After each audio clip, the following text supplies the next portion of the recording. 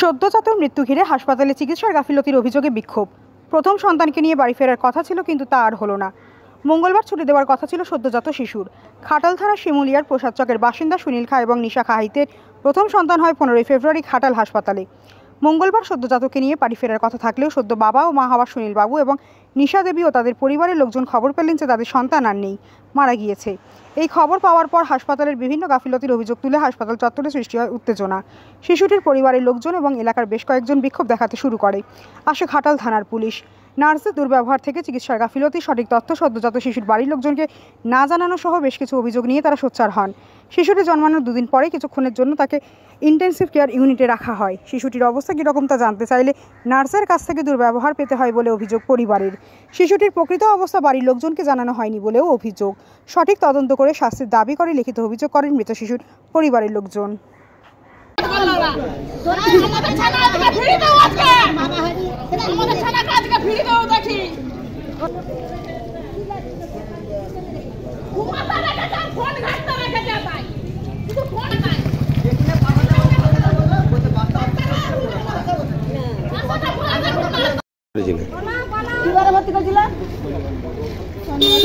শুক্রবার ভর্তি হয়েছিল। শুক্রবার ভর্তি হতে নর্মালে বাচ্চাটা হয়েছে। দেড় দিকে আমার মেয়েটা পড়েও গেল লদরিটা খাজনি অবস্থায়। আর বাচ্চাটা কাঁচের ঘরে রেখেছিল। বাচ্চাটা ভালোই ছিল। আমি নিয়ে গেছি বাচ্চা নিয়ে মায়ের কাছে, আমি শুয়েছি। বাচ্চাকে দিতে মাম খেলো, পায়খানা পিচ্ছাপ সবই করলো মায়ের কাছে দিয়ে। তারপরে কিছুক্ষণ পরে নামক এসেছিলাম। বাচ্চা হচ্ছে ঘুম পড়েছিল, তাকে বিছানাতে শুয়ে দিল।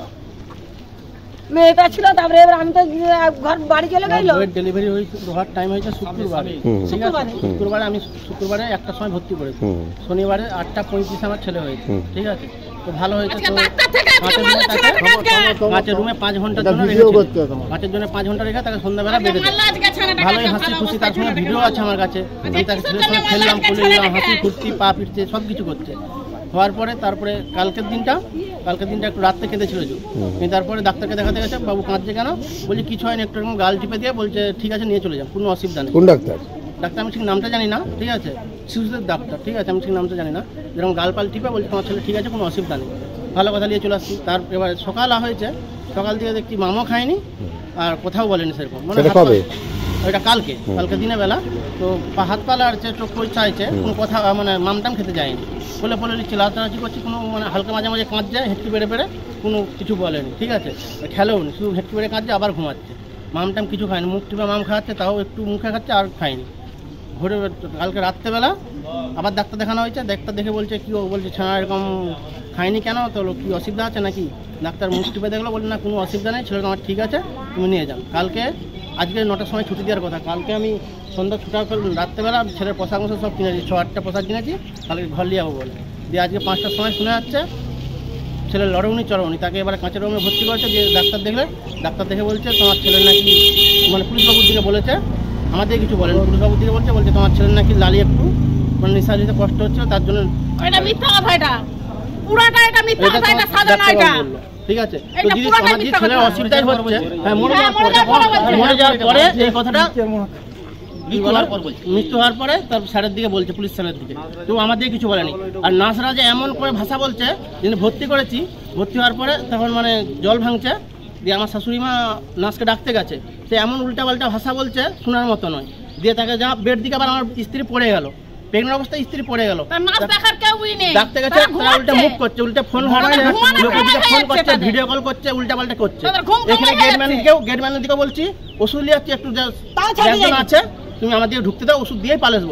আমরা কি মেয়ের সঙ্গে কিছু করে বলবো? তোরা আর্জি করার এখানে প্রবলেম করছো, তোমরা কিছু করছো, আমার দিয়ে কেন আটকাচ্ছ? ওষুধটাও দিতে চাচ্ছি, ওষুধটা তুমি তাকে দেখো। 5 দিন ধরে একটা মানুষ সিঁড়িতে উঠানামা করলে তার পায়ের অবস্থা থাকবে? তো এমনি হয়ে যাবে। ঠিক আছে, একটা চাদর নিয়ে যাচ্ছি, তুমি কাগজ কি বলো, চাদর নিয়ে লিফটটা কেন উঠছো, তোমার কি অসুবিধা? এরকম করে সব খেলাড়ে দিচ্ছে। নার্সগুলোকে বলছি, নার্স এরকম করে বলে দিয়ে ডেলিভারি হওয়ার পরে দিয়ে আমার শাশুড়ি মা একটু চিল্লাতে, নার্সগুলান বলছে, ম্যাডামগুলান সব ম্যাডামগুলানি বলে তোমাদের মেয়েগুলানকে ঢুকাও। বাচ্চা কি রুমে ওইটা আমি ঠিক জানি না, বলে ঢুকাও, তোমাদের মেয়েরা গোছ ফেলে দেবো। তোমাদের মেয়ে কে বলছে?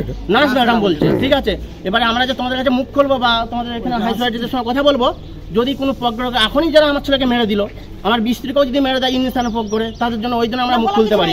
আপনার নাম? আমার নাম সুনীল খাঁ, বাড়ি শিমুলিয়া, চৌকা শিমুলিয়া।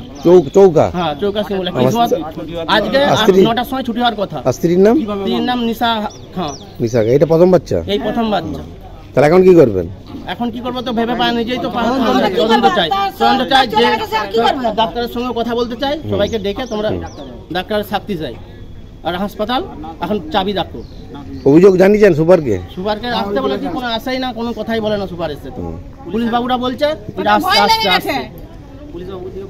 কালকেও 4তলায় একটা ছেলে মারা গেল, 5 বছরের থানা থেকে, সাথে সাথে বললো তোমাদের ছেলেকে নিয়ে যাও, যে গাড়ি থেকে নামিতে নিয়ে গেছে, ব্যাস মারা গেল কালকে। এটা অন্য ছেলে।